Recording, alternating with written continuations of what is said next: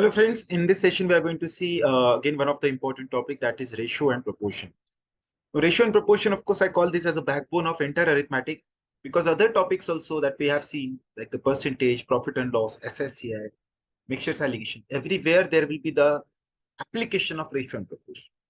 So that is why you need to understand this topic from the basic. So let's see what ratio is.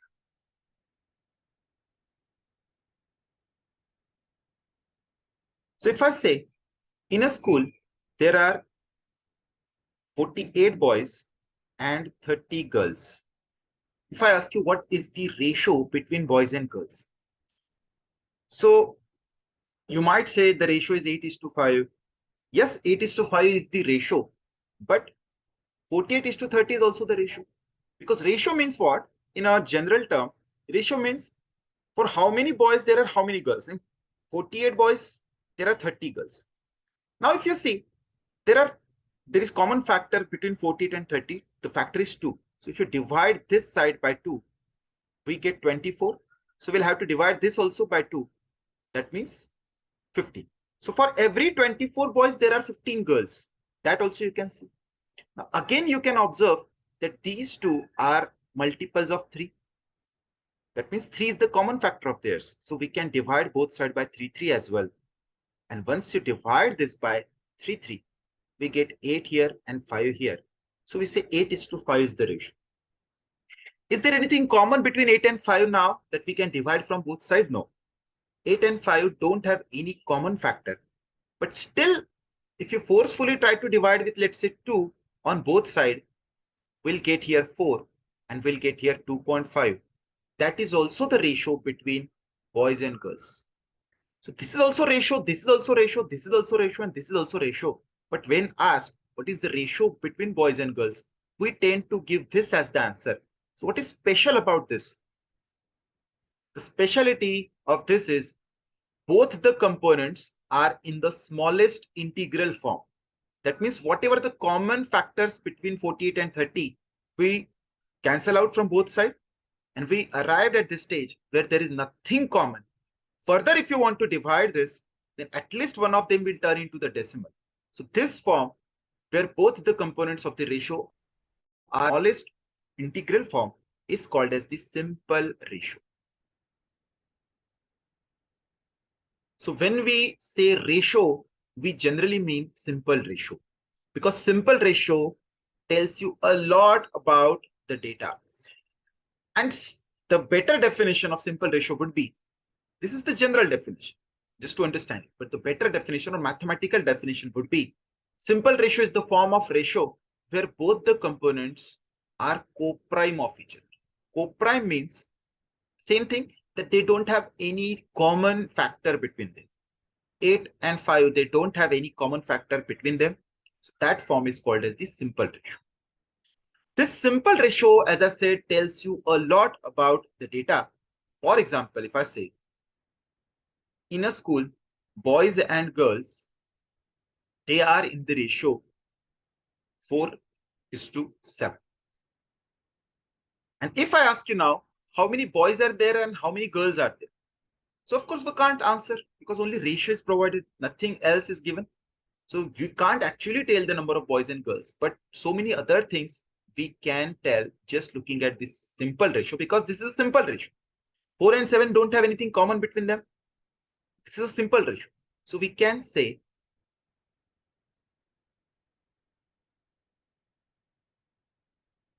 that if boys are 4, for every 4 boys, there are 7 girls. If boys are 4, the girls are 7.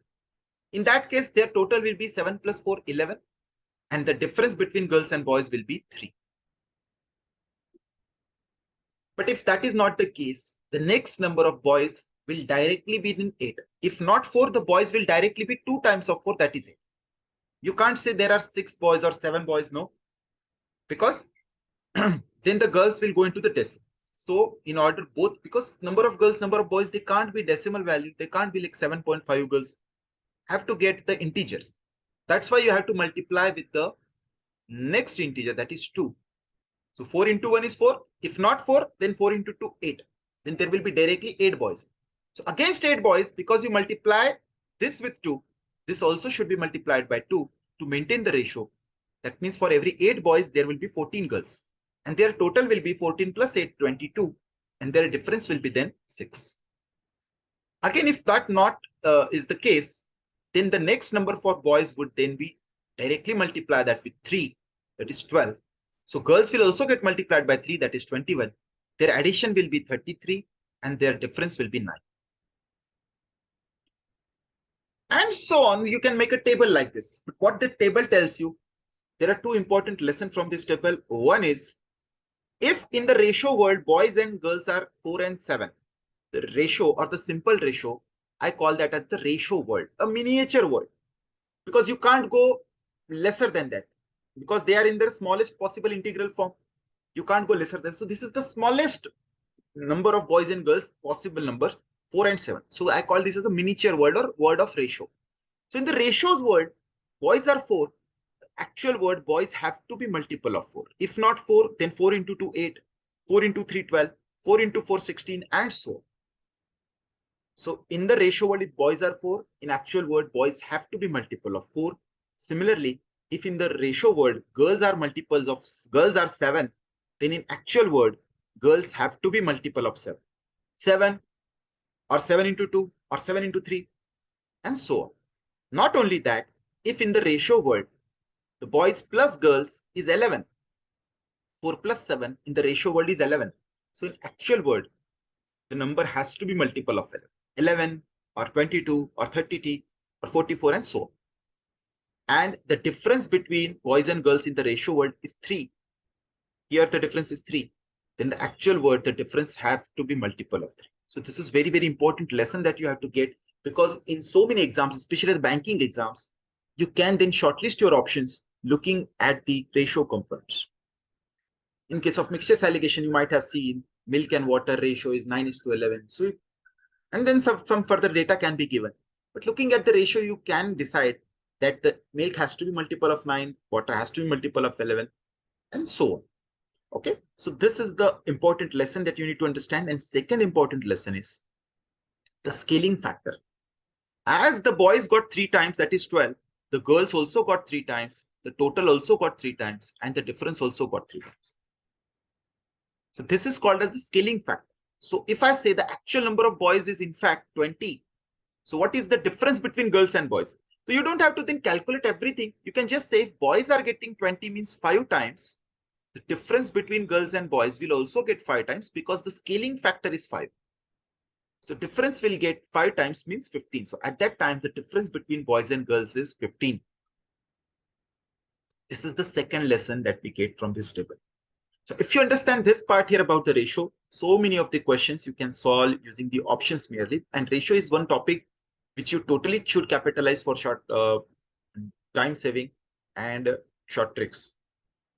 Because there will be multiple questions based on ratio.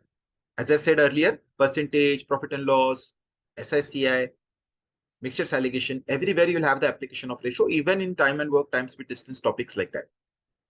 If you understand this aspect of the ratio, really some of the questions you can solve orally within the seconds from the options. And that is what you have to capitalize on. So let's take an example of this concept that we just learned. If I say ratio of A is to B, is to C, is to D, is to E, is 2, is to 3, is to 5, is to 9, is to 7. And if I give you that A plus C is equal to 49, what is the value of B plus 2E? So in this case, you don't have to solve the question by whatever you used to do in school days, like considering XX, like 2, 5. So this is 2x, this is 3x, this is 5x, this is 9x, this is 7x. And the sum of A and C, that is 2x plus 5x is 7x, which is given as 49. So x is equal to 7. And then B will be 9 into x, that is 63. E will be 7 into 7, that is 49. And then D plus 2E will be 63 plus 2 times of 49. That is 98 plus 63, 161. You don't have to do that all. Once you realize that in the ratio world, A plus C, A plus C in the ratio word is 7. In actual word, it is said 49, which is 7 times. So in the ratio word, D plus 2E, D is 9, 2E means 14. 14 plus 9, that is 23. So in actual word, this is also going to get 7 times. That is 161. 161 will be the answer. So you should be able to do it directly, unlike what we used to do in school days. Easy? Now, there are certain core questions they ask on ratio. There are two types of questions they ask in the ratio. First, about the understanding of the ratio, how the ratio works. And second, the application of ratio, like the age-based questions, coins-based question, expenditure income type of question, and different multiple questions they ask for the application of ratio. Core question means understanding the ratio, how well you understand ratio.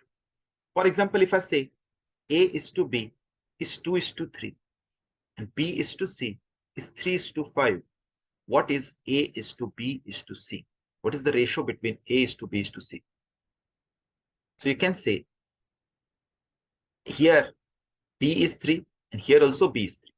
So when you have to merge two or multiple ratios into one ratio, all you have to do is maintain the ratios. A and B here should have the ratio between them 2 is to 3 and B and C here should have the ratio between them 3 is to 5. So can we merge directly this time? Yes, because B is same on both ratios. So you can directly merge it as 2 is to 3 is A is to B and 3 is to 5 is B is to 7. So we have maintained that A is to B is 2 is to 3 and B is to C is 3 is to 5. So you can merge directly if the component is same. But if it is not so, if I say A is to B is 2 is to 3 and B is to C is 4 is to 5, then what is A is to B is to C?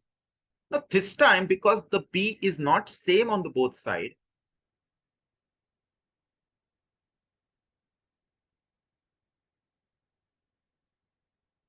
we'll have to make it same. So to make it same, what we have to do is, because B is 4 here, we have to multiply both sides with 4. If you are multiplying here with 4, here also you'll have to multiply with 4 to maintain the ratio. Because one component, if you are multiplying or dividing by some number, another component has to have the same action to maintain the ratio. So you're multiplying with 4 here, here also you multiply with 4. So it becomes 8 is to 12. So it maintains the ratio. A and B will have the ratio 2 is to 3 between them. It is 8 is to 12. And because B is 3 here, you have to multiply with 3 on both the components for this ratio. And that gets us 12 is to 15. So ratio between A and B is now 8 is to 12. And ratio between B and C is now 12 is to 15.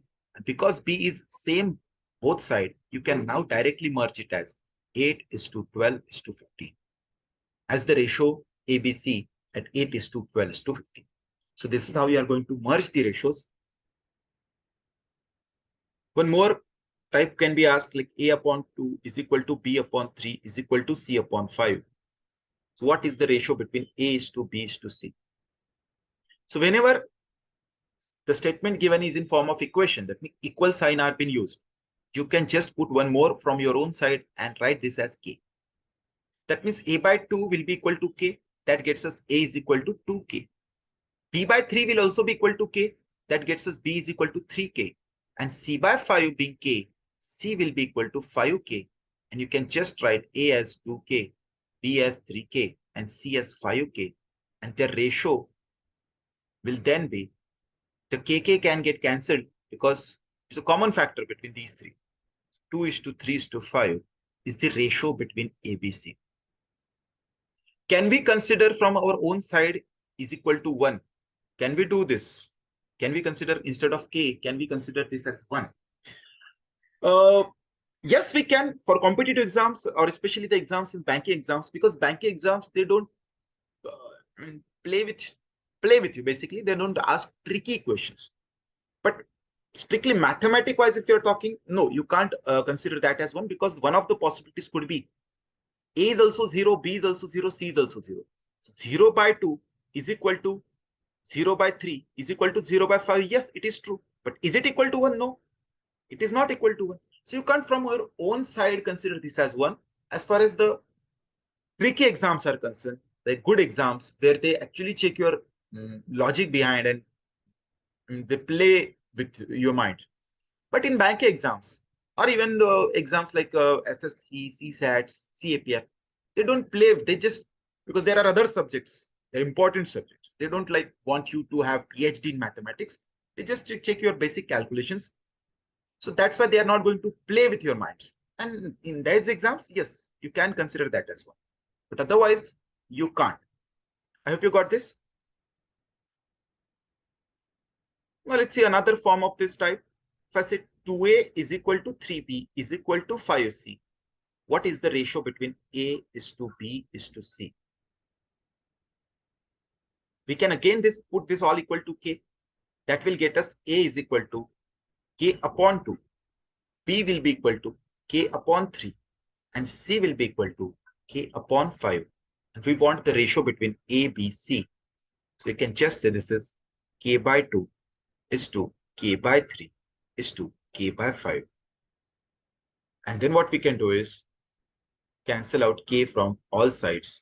That remains 1 by 2 is to 1 by 3 is to 1 by 5. And in this is also ratio. Of course, this is also the ratio between A, B, C. But this is not the simple ratio. As we know, when asked ratio, it is given that you have to answer the simple ratio. So to make this simple ratio, to make this in the integers, we have to multiply all the components with the common multiple of 5, 3, and 2. Common multiple of all the denominators. So what is the common multiple of 5, 3, and 2? It is going to be 30. So you multiply with 30 everywhere. Here also, here also, here also. So to maintain the ratio. So it will become 30 upon 2, 30 upon 3, 30 upon 5. And that will get us the desired ratio as 15 is to 10 is to 6. 15 is to 10 is to 6 is the ratio between A, B, C. Is this the only method? No, of course, there is short trick to do exact kind of question.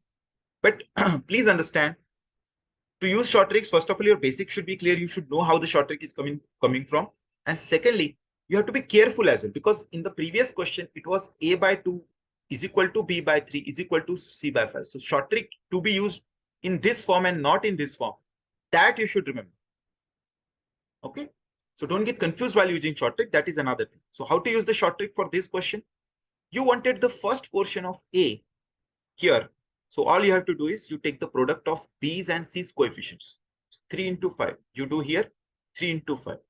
That is 15. You wanted the second component B. So you to take the multiplication of A and C's coefficient. That is 2 into 5, which is 10. And you wanted the third component, that is C. So you take the product of A's and B's coefficient, which is 2 into 3. That is 6. So direct answer can be get with this short trick. And this form is again very, very important, friends.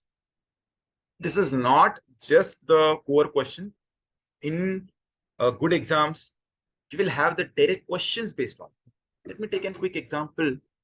If I say we invest our money, let's say we invested 7,000 rupees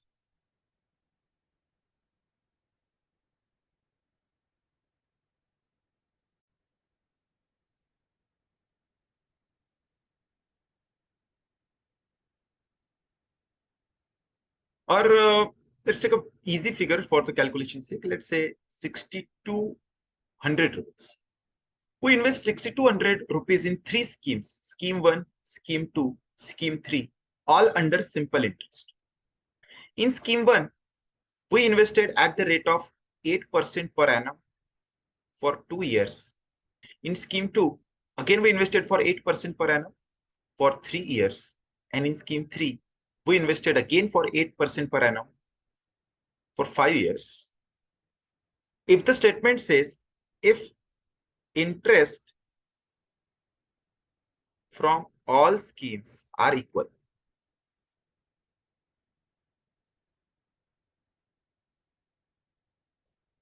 what is investment in scheme 1, scheme 2, and scheme 3?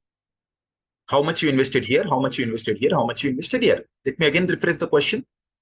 Question is, total of 6,200 is invested in 3 schemes, scheme 1, scheme 2, scheme 3, all at the rate of 8% per annum. first for 2 years, scheme 2 for 3 years, scheme 3 for 5 years. If the interest achieved after this is equal, in all 3 schemes, the interest we got was equal. So what is the investment in scheme 1, scheme 2, scheme 3? So you know the simple interest formula is P and R upon 100. So here, let's say if we are investing X rupees, that means the principal here is X rupees. Here the investment is Y rupees. Here the investment is Z rupees. That is principal. So principal into number of years into R upon 100. So interest in the first scheme will be P and R upon 100. Interest in the second scheme will be P into N into R upon 100. And interest in the third scheme will be P into N into R upon 100. And all 3 are equal, it says. So if all 3 are equal, you can just cancel out 100, 100 like this. You can cancel out 8, 8 like this. What remains is 2x is equal to 3y is equal to 5z. All you have to calculate is now the ratio between x, y, and z. So if we just have learned this, how to do it in the short trick way. For x, you have to do the product of 3 and 5, which is 15. For y component, you have to take the product of x and y's coefficient, which is 10. For z component, you have to take the product of x and y's coefficient, which is 6. So that means the money that you are investing should be broken in this ratio, 15 is to 10 is to 6. Now you know 15 plus 10 plus 6. Basically, we have to divide 60 to 100 in the ratio 15 is to 10 is to 6. In the ratio word, 15 plus 10 plus 6 is 31. In actual word, it is 60 to 100, which is 200 times. That means this will also get 200 times, which is 3000. This will also get 200 times, which is 2000. This will also get 200 times, which is 1200.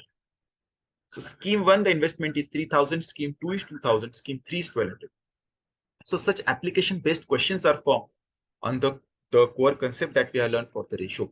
And that is why you should not be wasting your time. If the question, you don't realize it is a ratio question, more of ratio question than the FSSAI question, then it becomes problematic. That is why you should be good with the knowledge of ratio or the core questions. Let's see 2 or 3 more types in this. There are statements like find the mean proportion or third proportion. It is very easy, but often students don't know the concept or don't know the meaning of mean proportion or third proportion, and then this leave the question. But it is very easy. Statement is if A, B, and C are in proportion,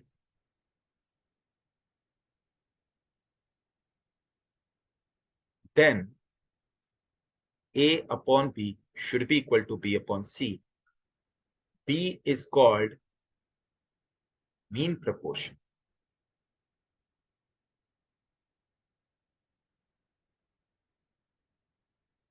And C is called third proportion.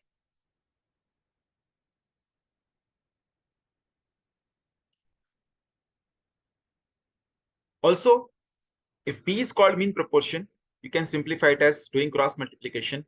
B square will be equal to AC, or B is equal to under root of AC.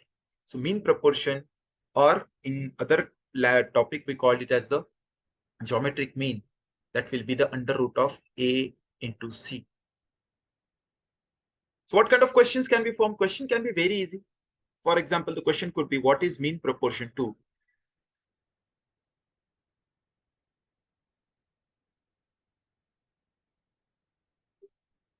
4 and 9? What is the mean proportion to 4 and 9? Mean means the middle number. B is the mean proportion, means we have to find the middle proportion or middle number for the two given number. So if 4 is first number, we have to find the middle number, and 9 is the third. So we just saw if the middle number is B, then 4 upon B should be equal to B upon 9. And that will get us B square is equal to 36 and B will be equal to 6. Or question could be, what is third proportion to 8 and 16?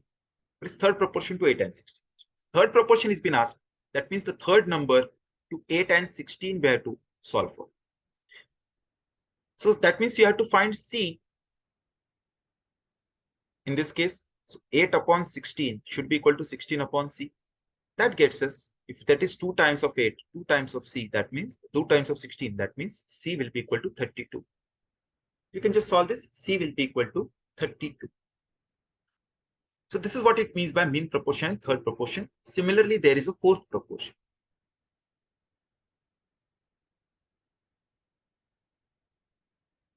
Statement is again, if A, B, C, D are in proportion, then A upon B is equal to C upon D, where D is fourth proportion. So the question could be again very easily asked, what is fourth proportion to?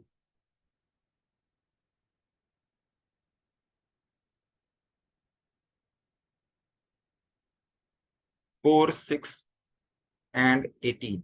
What is fourth proportion to 4, 6, and 18? That means this time you have to find the D, the last. So whatever the ratio between 4 and 6 should be the ratio between 18 and D.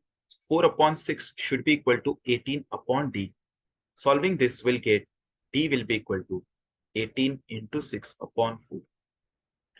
2 goes off 9 into 3. That is going to be 27. So the answer is going to be 27. Value of D is 27. Apart from that, there are a few more concepts like inverse ratio. Now, inverse ratio is an important concept because in topics like times per distance, we have seen what is inverse proportion or inverse relation.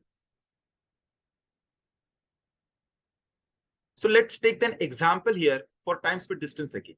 If I say time, speed, and distance, the basic formula you know, we have seen in times per distance, but again I'm writing in this form, the triangular form, like speed is equal to distance upon time.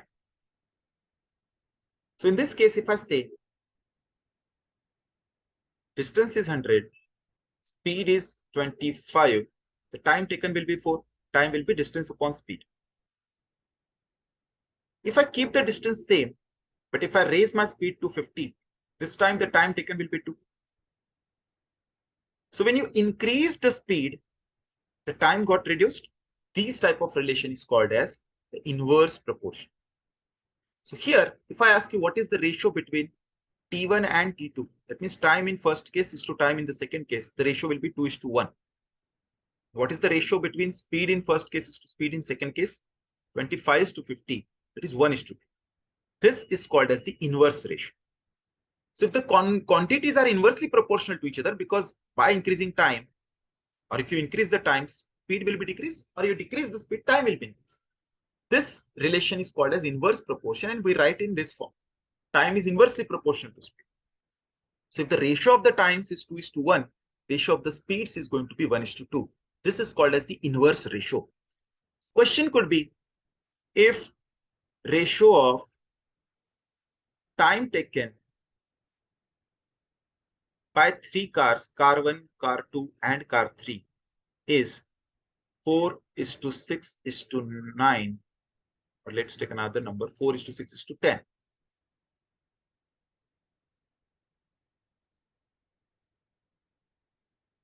Okay, let's take 9 for this simplification. Then what is the ratio of speeds of C1, C2, and C3? So here you don't have to then go into the knowledge of times per distance. You don't have to make equations. What this is distance, and then that is the speed. So that is the time. So what will be the speeds? You don't have to do anything. Just have to realize that time and speeds being inversely proportional, and times ratio is 4:9, 6:9. Then speeds ratio will be inverse of it. Now in case of only 2 components, here there were only 2 cases. So you can just flip it. Times ratio if was 2:1, then speeds ratio will be 1:2. You could directly flip it because there were only 2 components, but here there are 3 components. So you can't just directly flip it. You can't say 9:6:4. In this case, it might happen because they are in proportion. 4:6 is 6:9. Okay, let's take another example. Otherwise, you'll get confused. What I'm trying to say, I wouldn't be able to make the point clearly. So let's take a bit different figure. So let's say this is 2:3:5. If the time taken by cars, the ratio is 2:3:5. You can't directly flip it. You can't just say it is going to be 5:3:2. No, that will be wrong because there are three components now. In case of two components, you could flip. Inverse means you could directly flip. Here you can't flip it like this. Here inverse would mean you will have to write, if the time taken is in the ratio 2:3:5, the speeds will be in the ratio 1/2:1/3:1/5. This is what the inverse ratio means. So inverse ratio of 2:3:5 is 1/2:1/3:1/5. And again, to convert this into the simple ratio, you'll have to multiply everywhere with 30. So 30/2 means 15:10:6. So this is the inverse ratio of this. 15:10:6 is the inverse ratio of 2:3:5. So don't just understand or don't just memorize what inverse ratio is, but understand the significance. Why we use inverse ratio? What is inverse ratio? Inverse ratio is if one quantity is inverse of another quantity. Like here, time is inversely proportional to speed. So ratio of the speeds will be inverse ratio of this ratio of the times. That is what we learned from here. And lastly, from this we have to learn one more important thing, that is compound ratio.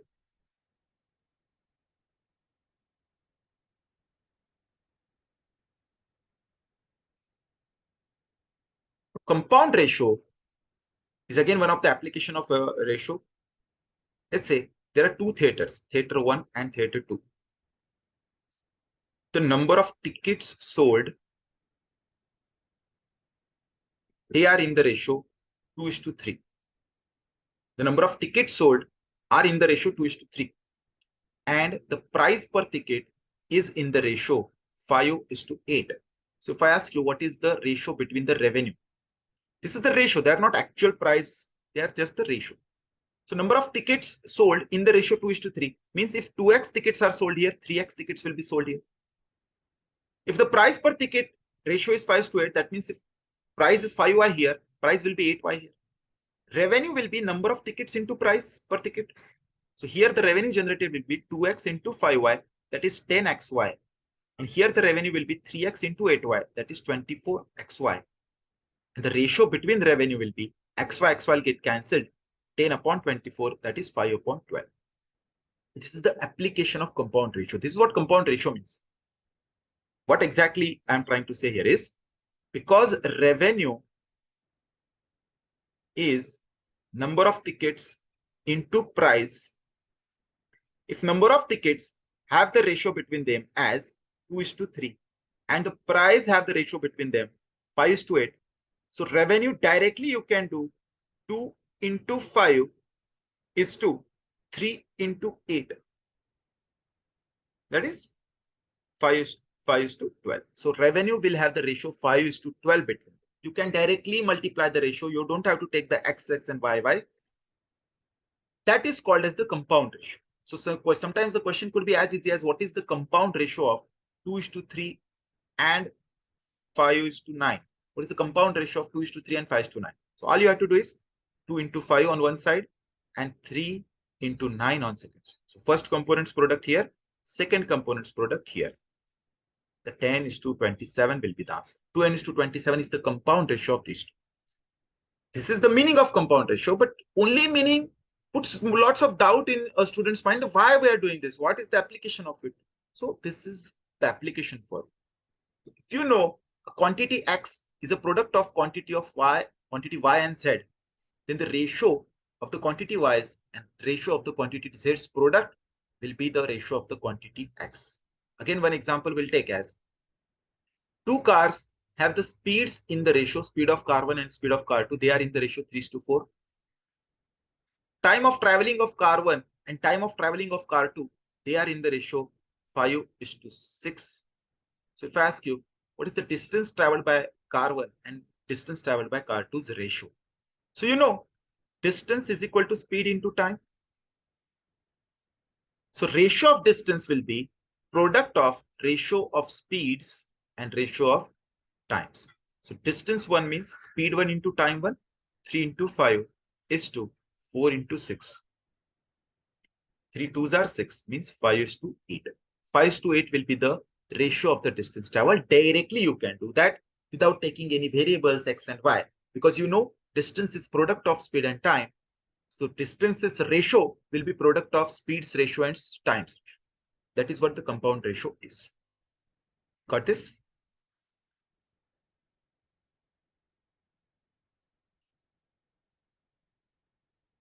And lastly, we need to learn about the proportionalities or variations. Let's call it variation. A variation-based question, rarely they ask in the exams, but if they ask, there will be very, very easy questions. And once you understand the process, that will be really helpful. See, in school days, there was a subject physics in 9th, 8th standard or 10th standard. In physics, there were questions in theory format, derive the formula for gravitational force, derive the formula for molecular attraction force. These different type of formulas used to be derived under theory. So what we do for that is we collect all the components that put effect into that. For example, if you have to calculate the gravitational force attraction between these two, so masses of product affect the distance between them. We first collect all and we see their effect. Mass increases or decreases the force. That means mass is directly proportional or inversely proportional to the force. If it's directly, we put in the numerator. If it's inversely, we put in the denominator. And this is how we used to form the formula for gravitational force or derive the formula.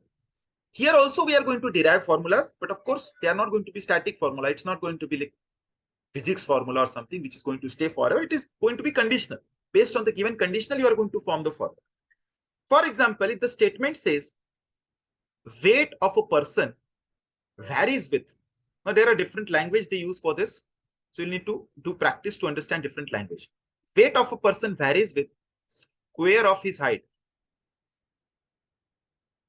This is a statement. One information would be provided. Weight was 32 kg when height was 4 feet. What will be weight when height will be 6 feet? Okay. So based on this statement, we have to form a formula. We call general formula. So first we have to write weight varies with. Varies with means directly proportional. You know how to write the direct proportion? Weight is directly proportional to square of height. This is how you write weight is directly proportional to square of height. Second thing we do is to remove this sign. We remove the proportionality sign. So we write this is equal to K. To remove this, we write is equal to K times H square. And then in this general equation, we put the data from the first information. Weight when 32, height is 4. So weight when 32, height we are going to put 4 square, which is 16. And that gives us the value of K. So constant we get from here 32 upon 16, that is 2. So if you know now the constant is 2, we put it here and we write our desired formula. So W weight will be equal to 2 times of height square. And when we have our formula ready, then let them ask any height for any weight or any weight for any height. You can just put the values and get the answers. So they are asking what will be weight when the height will be 6 feet. So you just have to put 6 here. 2 times of 6 square. 36 into 2, 72 will be the weight. So weight will be 72 kg and the height will be 6. These are the questions from the variations.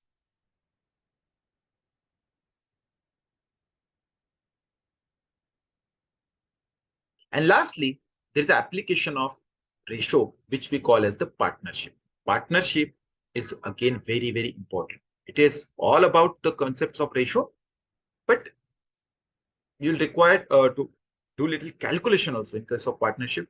So partnership is predominantly asked in these banking exams. How the partnership works? Consider there are two partners. They started the business simultaneously. Let's say A and B. There are two partners where A invested 1,000 rupees and B invested 3,000 rupees. If at the end of year, the profit they got after 1 year is say 24,000. If I ask you how they should divide the profit between themselves, So you can't answer that it's their business. Their business is their business. It's none of our business. So why should we tell how to divide profit? No, it doesn't work that way. We are learning a topic from partnership, so it has to have some certain rules. So the rule is you can't divide it half because A is investing less, B is investing more. So of course, the profit should be divided according to the investment. That means they should divide the profit between themselves according to the investment. That means the ratio of the investment. Or investment 1 is to investment 2. Investment of first person is to investment of second person. That means in the ratio 1:3. So how to divide 24,000 in the ratio 1:3? You can easily do that. We have learned how to divide a number. 1 plus 3 being 4, and it is 6,000 times of it. So this will also become 6,000 times. This will also become 6,000 times. That means out of the 24,000, A is going to get 6,000 and B is going to get 18,000 rupees. This is how you divide when the duration of both investment is equal. Both invested together, the profit is calculated after 1 year. But if that is not the case, durations are different. Let's say he started a business investing 1,000. B think the business won't run, he didn't invest. But after 3 months, B realized no, business is doing very well. So B invested his share of 3,000 after 3 months from the start of business. Then what happens? Then how should they divide the profit? If the profit at the end of this period is say 26,000 after 1 year. Now this time, because A invested for entire 12 months, but B invested only for 9 months because he invested after 3 months. So this should also come into the picture. More the duration, more share he should get, A should get. So this time we divide the profit as per the investment into its duration. Is to investment of second person into its duration. Investment into duration. So first person's investment is 1,000. Its duration is 12. Second person's investment is 3,000. Its duration is 9. We divide the ratio, profit in this ratio. 0 zeros gets cancelled. This is 3 is 4 times. So we divide the profit between A and B as 4:9. How to divide 26,000 in the ratio 4:9? Again, we know it's very easy because 4 plus 9 is 13 and it is getting 2,000 times of 13. A's share will also be 2,000 times. B's share will also be 2,000 times. So A will get 8,000 and B will get 18,000 out of 26,000 that they got. And lastly, what if the same person invest again? For example, A and B. A started a business investing 1,000 rupees. Then B invested his 3,000 after 3 months. And A again invested 1,000 rupees 6 months after start of business. And if at the end of this, if the profit was 50,000, let's say the profit was 50,000. So how should they divide this 50,000 profit between themselves now? So all you have to do is you have to think this duration of A is for entire 12 months. And this duration of A is only for 6 months because he invested after 6 months from the start. This duration of B is for 9 months because he invested after 3 months. So you are going to divide the profit investment first of A into its duration plus investment 2 of A into its duration.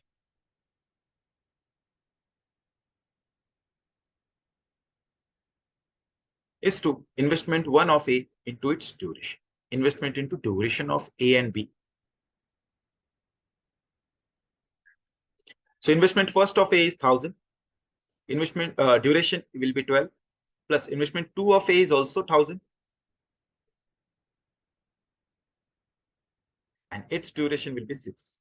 Investment 2 of A is 3. Investment 1 of B is 3,000 and its duration is 9 months. So this is how you are going to divide your profit. This is 12,000 plus 6,000, 18,000 is to 27,000. Means 18:27 or 2:3. So 50,000, if you have to divide 2:3 very easily, A will be getting 20,000, B will be getting 30,000.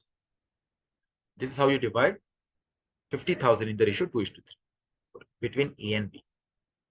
But problem sometimes happen is here you are investing again. So then you can keep the investment separate. What I have done here is keep the investment separate. First 1,000 is for 12 months, these 1,000 for 6 months.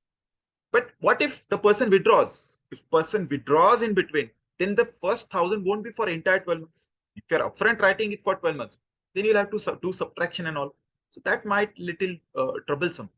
What we do is instead of keeping investment separate like this, we can keep the duration separate as well. That means in portion of A, you can think first he invested 1,000 rupees for 6 months. Then after 6 months, he's again investing 1,000. That means for the next 6 months, his total investment will be 2,000. So what I have done here is I have kept the duration separate. For first 6 months, 1,000, later 6 months, 2,000. And then also if you add, it will become 6,000 plus 12,000, 18,000. And that of course won't be changed. But what is the application of keeping duration separate is, even if he had removed, let's say 500 rupees after 6 months.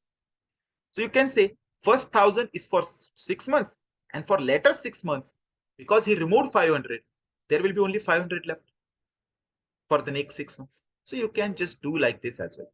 So maintain that you keep the duration separate and not the investment separate. It will become really easy then. Okay, so this is all about the theory portion. Let's try to solve some questions here.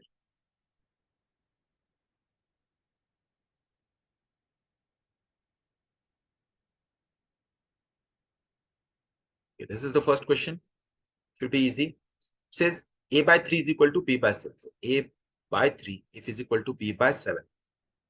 So you can reframe it as, you know how to do this. We have done this earlier also, but you can reframe it as A upon B will be equal to 3 upon 7. So if A is equal to 3x, B will be equal to 7x. That is what it means. So just put A is equal to 3x, B is equal to 7x here.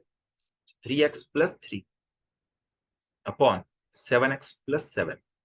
You can take 3 common, x plus 1, 7 common, x plus 1. X plus and x plus get cancelled. Answer is 3 upon 7. Some student wonder why, sir, you are doing so lengthy way. Why can't just I say A is 3 and B is 7 and directly put 3 and 7 here? The answer will be 6 upon 14, means 3:7 anyways.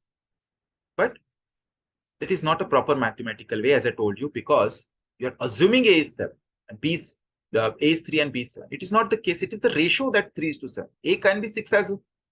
A can be 6 as well and B can be 14 as well. So if you put A as 6 and B as 14, then it might not be the ratio. In this case, 6 plus 3 will be 9, 14 plus 7 will be. So fine. In this case, it will be the same thing because that x plus 1, x plus 1 anyways get cancelled. But if I had asked, let's say A plus 3 upon B plus 8, so then it won't get cancelled out. By putting A is equal to 3x and B is equal to 7x, 3x plus 3 and 7x plus 8. Now x plus 1 won't get cancelled like this. So that is why the answer will change. So if you put A is equal to 6 now and B is equal to 14 now, we'll have the different answer than putting A is equal to 3 and B is equal to 7. So that is why abide by rule. Why? I mean, it is going to take hardly 1 extra minute, not even 1 extra minute, hardly 30 seconds more. If you do that, you're going the proper way, and the questions like data sufficiency, then you won't get confused with it. Is that this data is sufficient to answer the question? That this data is sufficient to answer this question, but the same data is not sufficient to answer this question because the x plus 1 is not getting cancelled. So side by side, not only you learn, but you prepare yourself for the data sufficiency questions as well. When you abide by rule, when you see what data is sufficient for what. So keep observing, because our exam, especially RBI Grade B, SBIPO, they have started asking the more data sufficiency based question than just the core questions. Make sure whatever you do it a scientific way, proper way. Let's see one more.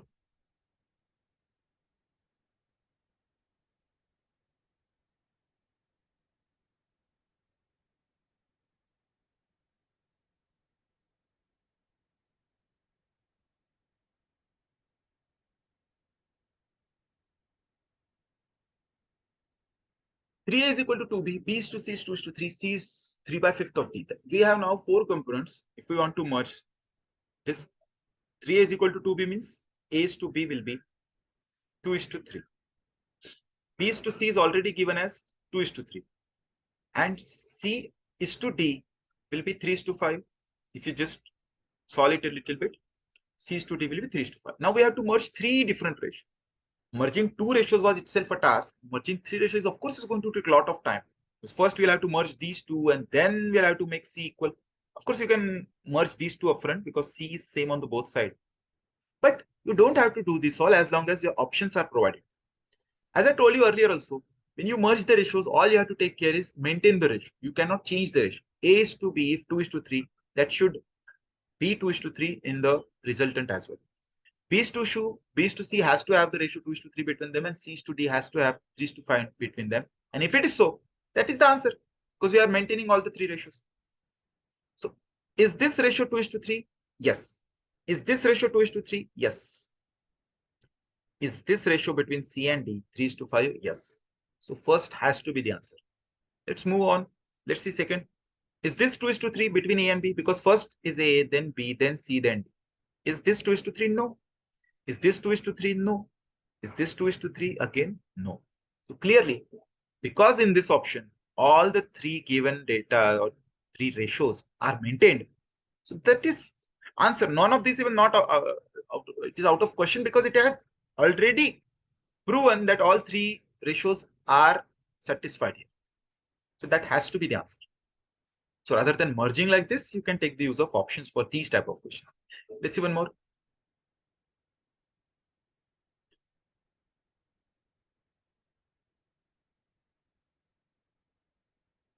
What will be inverse ratio of 1 is to 3 is to 4? So you know, inverse ratio of this will be 1 by 1 is to 1 by 3 is to 1 by 4. What inverse ratio is, we have seen that. And now to convert it into simple ratio, you have to multiply with the common multiple of 4, 3, and 1. And that will be 12. So multiply with 12 everywhere. That will be 12 by 1 is to 12 is 12. 12 by 3 is 4. 12 by 4 is 3. So 12 is to 4 is to 3 is the answer. Easy.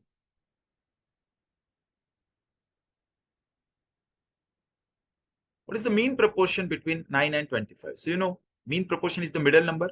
So if 9 is the first, 25 is the third, we have to find the middle number. Let's call it B. So 9 upon B should be equal to B upon 25. If B is the mean proportion, so B square will be equal to 9 into 25.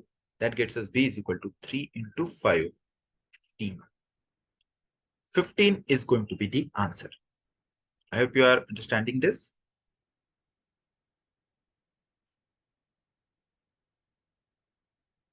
Two numbers are in the ratio 5 to 7. If 8 is subtracted from them, they are in the ratio 27 to 41. Find the numbers. You can take the use of options, obviously, because it says two numbers are in the ratio 5 to 7. So is this 5 to 7? Yes. Is this 5 to 7? Yes. Is this 5 to 7? Yes. Is this 5 to 7? Yes. All 4 options are satisfying this. If you subtract 8 from it, it will become 2. It will become 6. Is this in the ratio 27 to 41? No. If you subtract 8 from these two, we'll have 27 and 41. Is this 27 to 41? Yes. Subtract 8 from it, 42 and 62. No, those won't be in the ratio. And if you subtract 8 from it, that will be 37 and 55. So again, no, those are not in the ratio 27 to 41. That means that has to be the answer. But if you solve with the proper method, you can just make the equation. Two numbers are in the ratio 5 to 7 means if first number is 5x, second number will be 7x. From both of these numbers, we are subtracting 8. So now the new numbers will be 5x minus 8 and 7x minus 8. They should be in the ratio 27 upon 41. So doing cross multiplication, we'll have 2 will be 41 to 5, 205. 205x minus 328 is equal to 27 into 7. 189x minus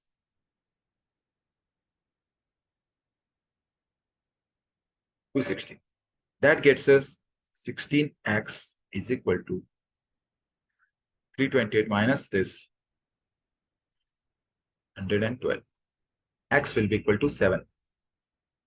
If X is 7, this number will be 35.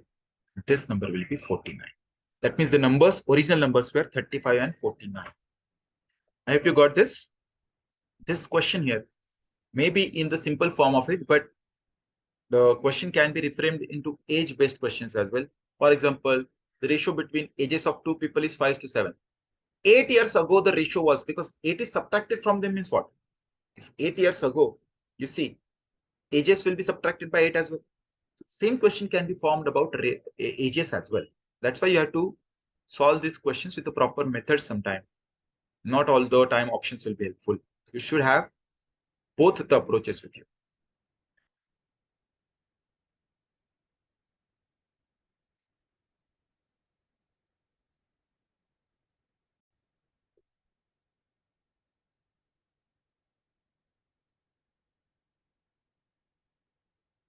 In a college, the ratio of boys and girls is 7:5. After 1 year, the number of boys increased in the ratio 10:11. What is the meaning of this? This means if earlier boys were 10, now the boys will be 11. Boys, early, and now. If early boys were 20, now boys are 22. This is what this ratio means. If earlier boys were 30, now the boys will be 33 and so on. And girls, they decrease in the ratio 5:4 means if early the girls were 5, now the girls are 4. If early the girls were 10, now the girls are 8. Early the girls were 15, now the girls are 12 and so on. This is what it means by boys increase in the ratio 10:11 and girls decrease in the 5:4. But the number of boys and girls are in the ratio 7:5. That means if boys are 7, girls are 5. But we have to have the boys in multiple of 10 to maintain this ratio. So we can just say if the boys are 70, the girls are 50.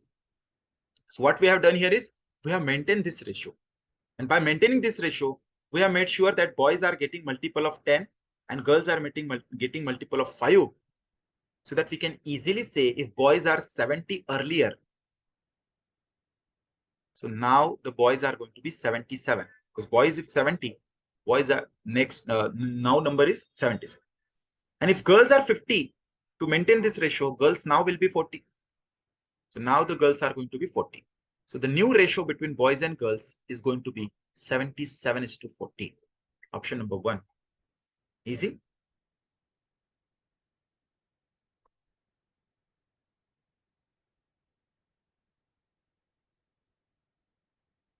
Let's see this one. Ratio of the number of boys and girls in the class is 7:3. Percentage decrease in the number of girls be 20 and number of boys remains the same. What will be the new ratio? So you can just say the boys and girls, if they are in the ratio 7:3, we have to calculate 20%. So you better take the number of boys and girls are 70 and 30. So by doing this, we will be maintaining the ratio and we are making sure that we took such a number for girls whose 20% we can easily calculate. So if the girls are decreased by 20%, that means if 30 is decreased by 20%, 20% of 30 is 6. So if decreased by 6, it will become 24. But the boys remain same, which is 70. The ratio between boys and girls now will be 70:24 or 35:12. Option number 1. Let's see one more.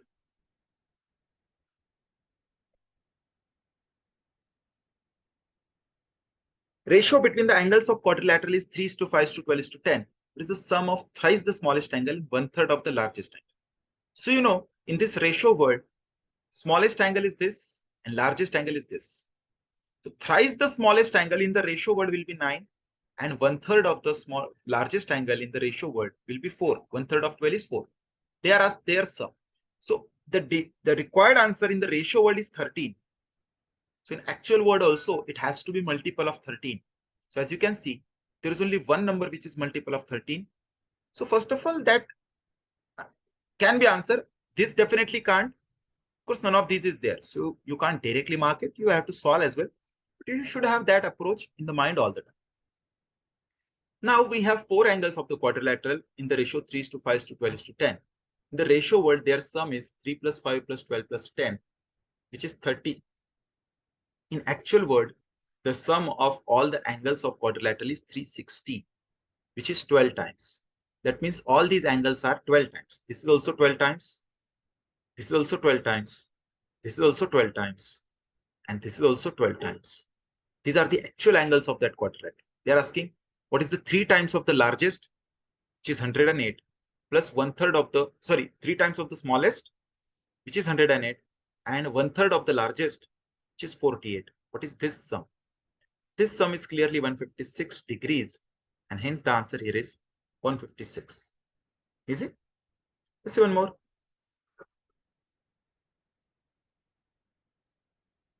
The ratio of number of boys to girls in a college farewell party was 3:2. When 8 boys and 6 girls left, the ratio became 2:1. How many boys and girls were originally present in the farewell party? That means what is the total here? Initially, what was the total? So, in the ratio world, the boys was 3, girls were 2, and their sum was 5. The total in the ratio world was 5. So the total in the actual world must be multiple of 5. And there is only one number which is multiple of 5. So has to be the answer. But let's solve with the proper method as well. It's not that difficult to solve here.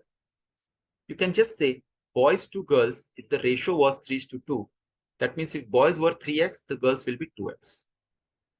Now out of 3x, 8 boys live. So what remains is 3x minus 8.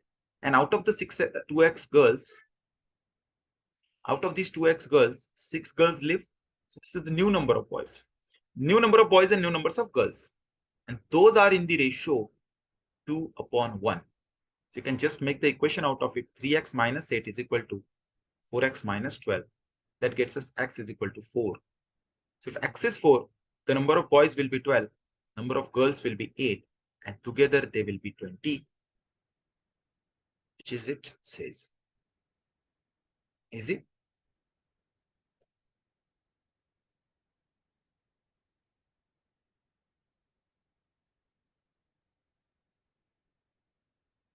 Income of A and B is 5,000 and 3,000 respectively. If value of their expenditure is same, ratio of their saving is 5:1. What will be the expenditure of A? So first you need to understand what is the relation between income, expenditure, and saving. Income of a person is sum of his expenditure and saving. So expenditure plus saving is income. So there are two persons, A and B, and it says their incomes, they are 5,000 and 3,000 respectively. Value of their expenditure is same and ratio of saving is 5:1. So you can start here with saving. If the saving are in the ratio 5:1, means if A saves 5x, B saves x. This is what the savings are. So what is the expenditure? Expenditure is income minus saving. So 5,000 minus 5x will be the expenditure of A, and 3,000 minus x will be the expenditure of B. And you have to equate both because both are said equal. Then just make equation and solve. That will become 4x is equal to 2,000. X will be equal to 500. If x is 500, they are asking what is the expenditure of A. Sorry, expenditure of A. So first you can solve for 5x, put 500 here. 5 into 500 is 2,500. So 2,500 means 5,000 minus 2,500 is 2,500. So answer will be 2,500. Let's see one more.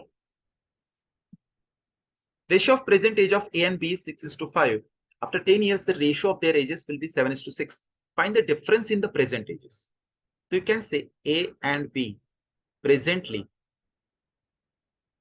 they are in the ratio 6:5 means if A is 6x, B will be 5x. After 10 years,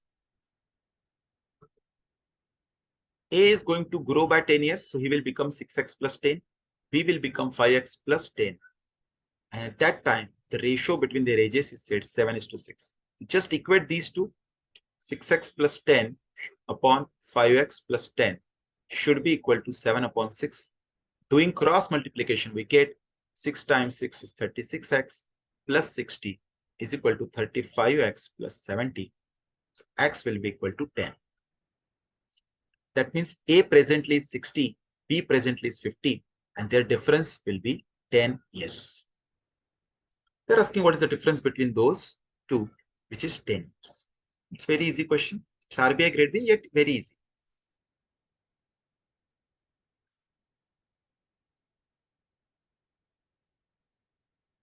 Mitubai sells rasgullas at 15 per kg. A rasgulla is made up of flour and sugar. The ratio of quantity 5:3. Ratio of the price per kg of sugar and flour is 7:3. Thus, he earns 200 by 3% profit. What is the cost price of the sugar per kg? So, you know, price per kg of sugar and flour is said 7:3. They're asking what is the cost price of sugar per kg. So, in the ratio world, if per kg price of sugar is 7, in actual world, it has to be multiple of 7.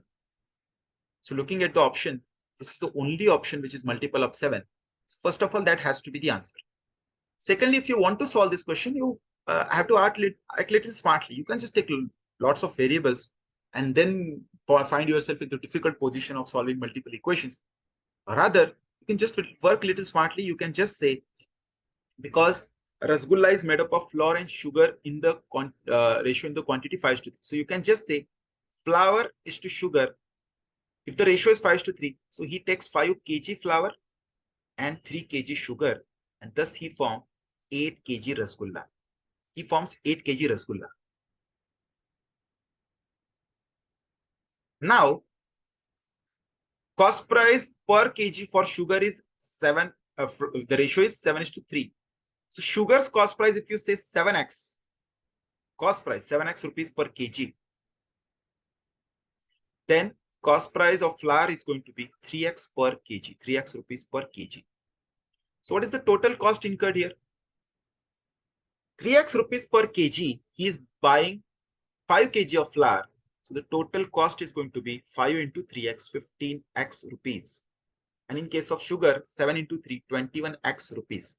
So total cost incurred to him is going to be 36x rupees. This is going to be cost price for him.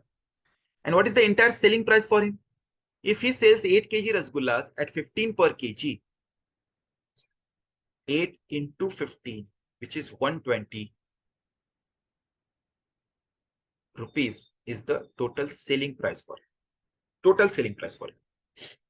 And in this process, he is making 200 by 3% profit. So first of all, 36x is the cost price. It's 200 by 3%. Percent means you divide again it by 100. So it is going to become 24x profit. This is the profit. 200 by 3% of 36 is 24x. It is the profit. So you add the profit in the cost price and you arrive at the selling price. That means 36x plus 24x, which is 60x, should be equal to 120. X will be equal to 2. If x is 2, just put it here and we'll get cost price of sugar is 7 into 2, which is 14. I hope you got this. Let's see one more. Now, this is a very lengthy question that they ask in RBI 15. What it says is, 8 years ago, Purvi's age was equal to sum of the present age of one son and one daughter. 5 years hence, expect to ratio between the ages of daughter and son at that time will be 7:6. If Purvi's husband is 7 years elder to her and his present age is 3 times of their son, what is the present age of the daughter? Lots of information is given. 4 people, different relations are given. Solving this question with the help of equation is not at all feasible in the exam hall. If it is going to take, let's say, 2 minutes, 3 minutes by making equation, it is going to be very, very time consuming. You can utilize those 2-3 minutes to solve certain different question, multiple question.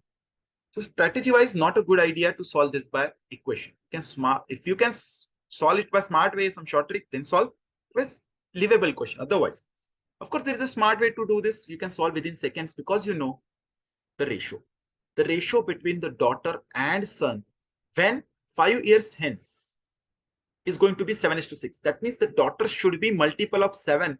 But when 5 years hence, after 5 years, she should be multiple of 7.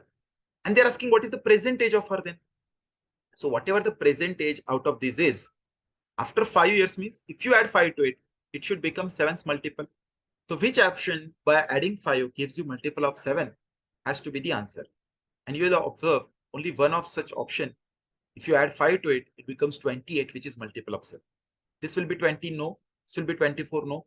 This will be 32, no. And this will be 18, no. None of these will give you multiple of 7, but the option number B, that has to be the answer. But if still you want to solve this question by making equation, still then the trick is start the question with the ratio form. Wherever the ratio is provided, you start the question with from here, because then you will reduce the number of variables. You can say 5 years hence, the ratio between daughter and son, if it was 7:6, that means if daughter was 7x, son, daughter will be 7x, son will be 6x, but when 5 years hence. So presently, if you say the daughter is 7x minus 5, son will be then 6x minus 5, because we are talking about present ages. Now it says Purvi. It says Purvi's age 8 years ago was equal to the present sum of son and daughter. So presently, son plus daughter is 13x minus 10. This was Purvi's age when? 8 years ago. So presently, Purvi is going to be 8 years more than this. That is 13x minus 2. This is going to be Purvi presently. And also the last information says Purvi's husband is 7 years elder to her. So husband is going to be 7 years more than this, which is 13x plus 5.